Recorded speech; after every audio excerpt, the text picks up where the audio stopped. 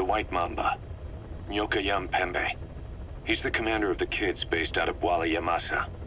As you know, contract forces of Africa were stationed at that village. Anti-government forces hired CRS to bring kids there from around Africa for training.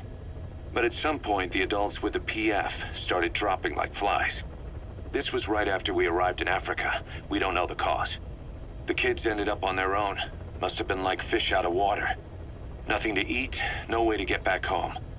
All the adults taught them was how to use a gun. Sure, they could shoot targets, but hunt for food? Not likely.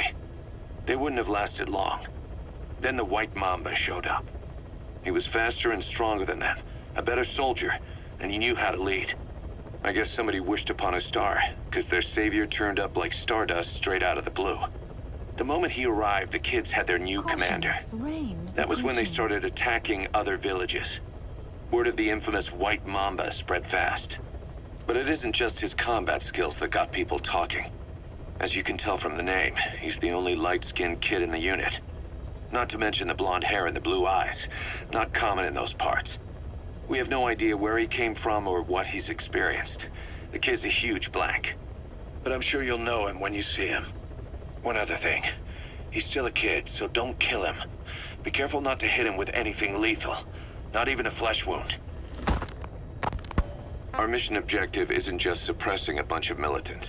This is a DDR operation of the kids in that unit. DDR stands for disarmament, demobilization, and reintegration. Disarmament is obvious. We take their weapons off their hands. The demobilization part means dismantling their military organization to ensure they can't arm themselves again. To do that, you need to capture the unit's commander and have him order his men to disband. In this case, the commander is the White Mamba. There's nobody above him, so he's all we need to grab. Finally, reintegration. Through education and occupational training, we give them a means to live besides war. A lot of kids born in a war zone don't know any other way to live. So before they find themselves back there, we teach them another skill. I'd like to establish this rehabilitation process at Mother Base. That's why we're bringing those kids back here.